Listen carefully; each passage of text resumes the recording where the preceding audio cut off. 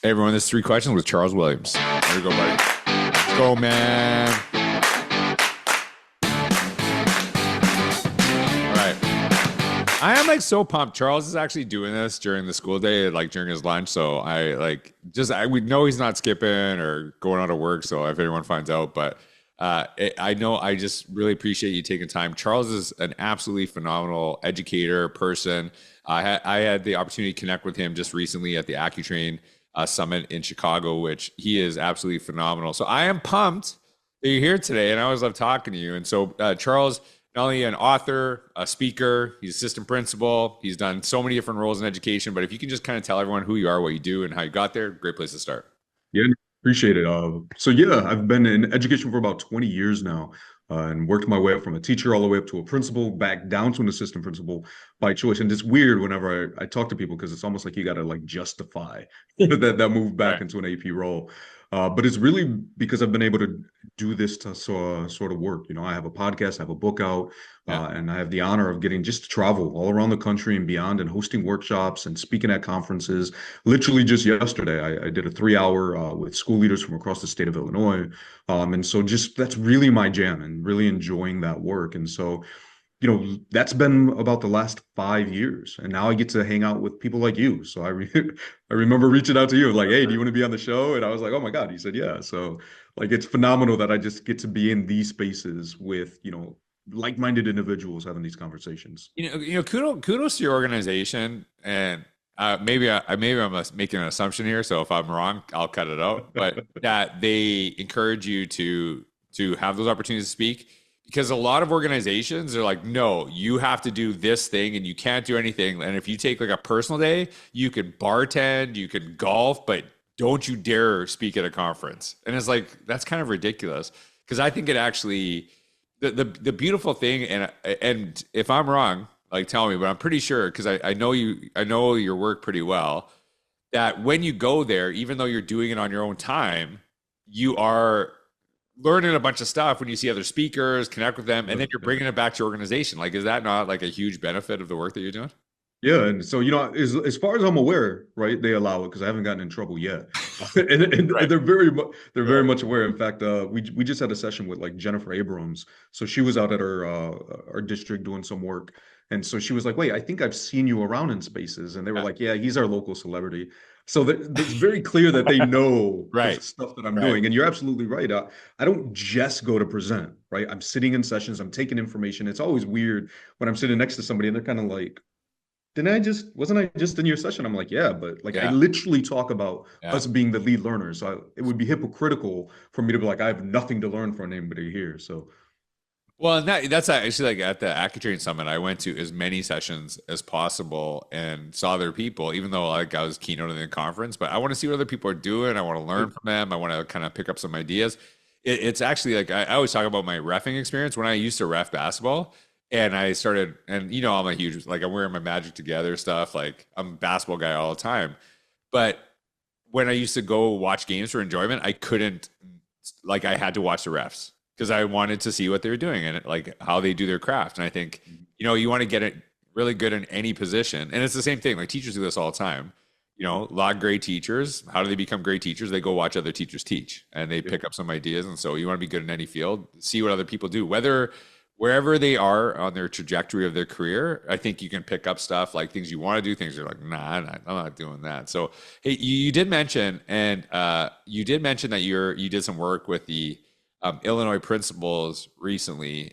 And they're like, I've connected with people in Illinois for years. Absolutely amazing state, and very, like very diverse throughout the state, right? Like you got like Chicago schools, you got like, do you have, no, that's like Indiana. You got different time zones. So then it's like you go, when you come out of the airport, it's like, am I in Illinois? Am I in Indiana? Am I in Wisconsin? Like, what's going on? So, tell me about the work you're doing with what you did with the principals yesterday. And God bless you, you did like a 3 hour virtual workshop, 3 hour which is like, virtual. and then you're like, yeah, it actually went by pretty quick. I'm like, that's an Yeah. amazing trick. So yeah. So tell us about some of that work you're doing with the Illinois principals. Yeah, so there's this workshop. It's called "Is Your Check Engine Light On?" Right? That's the metaphor is about your vehicle, and just avoiding burnout. The whole premise was, we always talk about burnout as a reactive space. Like we burned out, we're tired, we're exhausted. What can we do now? And my question was like, why are we even getting to this point? What are we Right. doing to avoid getting to that space? And so this workshop started off as just a conversation. Through here in Chicago, there's something called the Chicago Public Education Fund. There's a PLC. In fact, I have a session tomorrow wrapping up a PLC based on this exact same Right. workshop. And a member from the Illinois Principal Association checked it out and was like, "Oh my God, this is phenomenal. We want you to run these here as well." And so in the state of Illinois, if you're a principal or school leader, you have to attend one academy Yeah. a year. And so now I get to, not only do I no longer have to attend them because I'm running them, but Right. I get to run Right. these sessions for school leaders all across the state. And yesterday was the first one. So super nervous doing it in a new space with Yeah. a new group. But I mean, like I said, 3 hours and it flew by. And the kudos from the organization Right. afterwards was immediate and was just phenomenal. So, it was just exciting. And I think it resonated, right? It's just this idea of like, yeah, like we're tired of being burnt out, but a lot of what we were talking about was breaking these toxic cycles that we've created in the space of leadership. Like we've created it, we've got to break it. Like we can't just sit around and be like, well, it is what it is. So Go ahead. I'm yeah, sorry. like I want to ask you this. Like it's actually kind of funny because it's like I'm burnt out from being burnt out. Like I'm so tired from being so tired. Tired of being tired. Yeah. Yeah. So this is the first thing I thought when you started bringing this up. So you're like, I'm like curious how you're not burnt out because you're like, leading a school through your role. It's obviously, it's not like you're just kind of showing up and do whatever. I know you're phenomenal at your job. Then you're doing these workshops.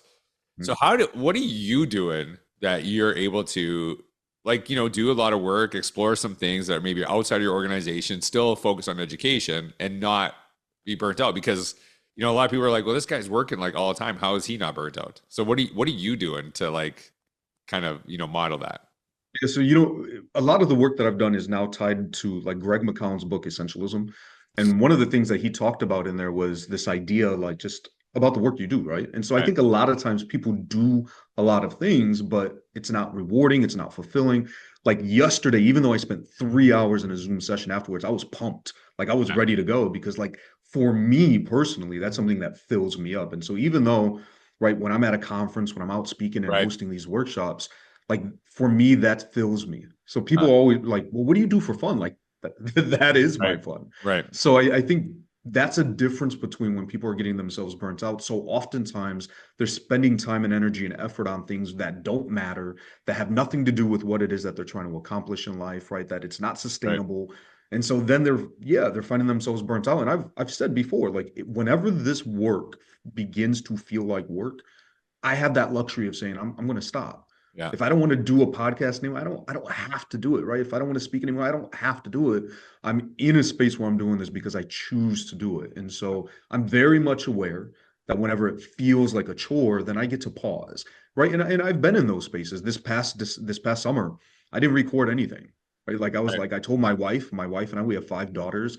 I mentioned to you like my baby's 21, right? Like, but it's like, hey, we're dedicating time to Right. family and that it was a huge jump for me, Yeah. but I didn't feel guilty because I was feeling kind of that burnout. So when I came back in September, I was refreshed and ready to go. So I think you just got to be aware of who you are and how you're showing up and asking if the work you're doing, is it aligned? Is it filling you up? I was just on your podcast, man. Are you saying like after me, it was like, I can't do this anymore? Not at all, not at I all. You feel, were one of I those things, feel, right? I'm like, I'm going to see what is your last episode? Where am I in that fray? And then you're like, I'm out on this podcasting stuff. Man, what was I thinking bringing him on? I Yeah, yeah, I totally agree with you. There's parts of my life like people might know this about me. I used to teach spin class while I was a principal. I used to ref basketball, and there's times where I just loved it. It energized me, and then it slowly got to a point where I'm like, I'm not like really excited about going. Like I don't want to do this, and that I think when you explore some of those things, you're like, yeah, this is not for me.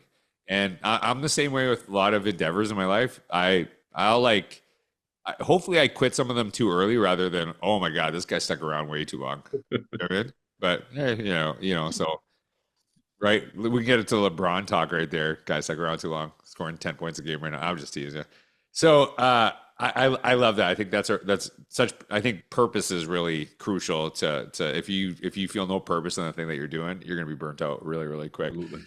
When we were talking before we were on the podcast, you said a concept that was really interesting. You talked about this idea of leaderships. Mhm. So I know, and I don't know if I can mention this. Like I know Dave Burge is a very good friend of mine. Yeah, I know that you and him are working on something with this, and like you're doing something with him on this concept that you really kind of are jumping into. What does that mean? Like, what are you talking about when you're saying leaderships?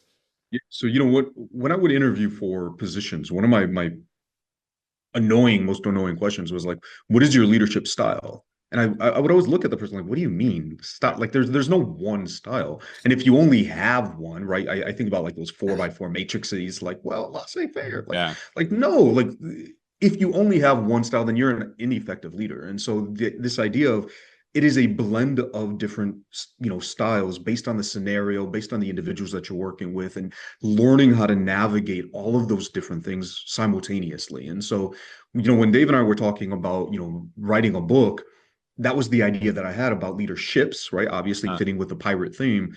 But this idea of I'm not sailing a singular vessel through these leadership seas, if you will, but like instead I have to command this armada and know which ones to use and when to use them, and that's when you're successful, right? And so this yeah, whole idea with the book would be talking about how, what are those different styles, how they engage, how they merge, how you can incorporate them, but allowing people that freedom to say, I don't have a style, I have these different styles and I know how to navigate and use all of them yeah. accordingly, So there's appropriately. not like there because my I only have two leadership styles. It's when I'm hungry and when I've ate.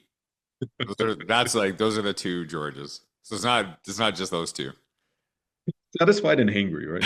Like, All right, that's good to know. Okay, this is the last question, and I just like a little shout out. We first all gotta do a little shout out. We got a shout out button. Charles,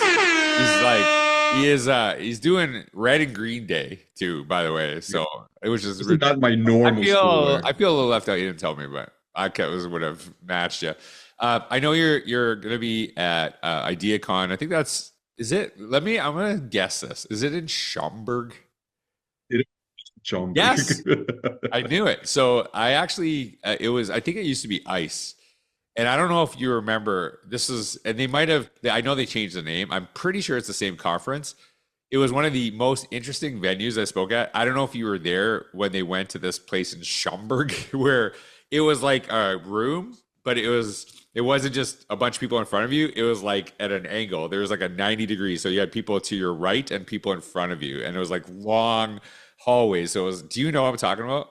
I'm like an old guy here. And it was like one of my favorite events ever. Ice. Like I remember that. I know it's IdeaCon right now, but I know you're gonna be in North Carolina with North Carolina AMLE, and it's like very Yeah. different focuses for those conferences, I would say. So what are you doing when you're going there? Like what are you talking about? Like what's something that you really kind of focus on when you're at the spaces? Yeah, so I have a few different workshops that I typically do. IdeaCon is supposed to be more like innovative, and I think what they're asking me to focus on there is the this framework that has been built. So around like equity work. So a lot of people talk about it, but it's a buzzword, and then it's like, Right. well, how do you do it? And like, I don't know. But here in CPS, we created a framework, and I was part of that group that created this thing to figure out how we actually do it. So that's one of those pieces. Eh, we actually haven't hashed out with NCML yet. They were just like, we want you here, and I was like, Right. what do you want me to what do you want me to talk Good. about? Good. So yeah, and then I've booked Innovative twice next year. So I'll be in Vegas, I'll be in San Antonio. I'm assuming I'll be in Chicago again because Right. I'm here already. Right. So yeah, a few different things booked. Just excited, for these continuing opportunities. 5 years ago, and I tell this all the time, like when I first started, actually it was 7 years ago. I Right. ignore the first two because my very, very first session I ever did was entitled "That Failure Is an Option."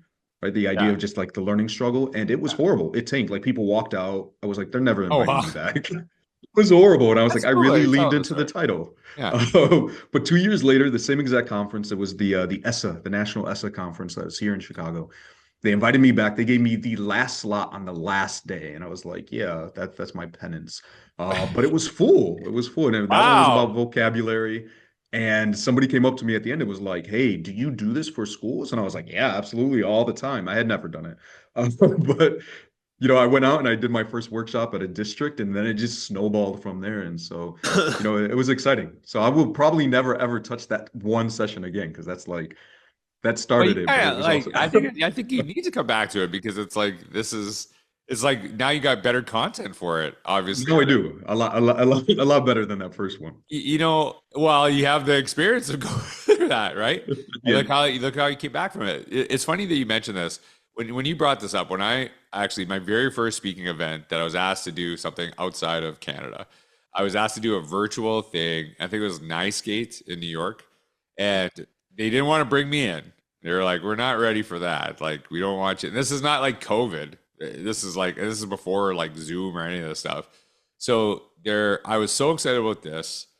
Uh, I actually had a trip to Greece, personal trip. I cut it short so I could come back and do this because I was like so pumped. What an honor to have me. So they like turn on the camera. So 10 minutes before, there's two people sitting in the room.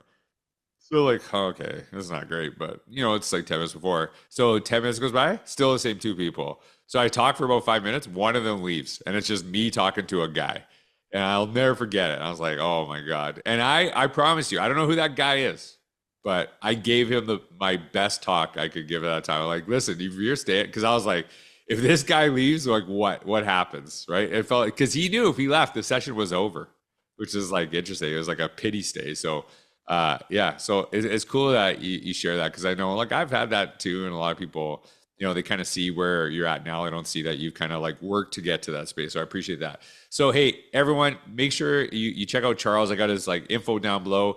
He does actually have a co-written book. It's called Inside the Principal's Office. Is that yeah. correct? Who did you co-author that book with, by the way? Yeah, that was with Rob Thornton, who Okay. does a lot of work down in Texas, and Mike McWilliams. So he works for Solution Tree now. He was a career principal. So Mike and I had a web series titled the same thing, Inside the Yeah. Principal's Office. It's no longer running, but we wrote that book together. Rob came and was like, "Hey, I want to do a book with y'all," and like 6 months later, the book was around. It was like Love it. insane, but Yeah.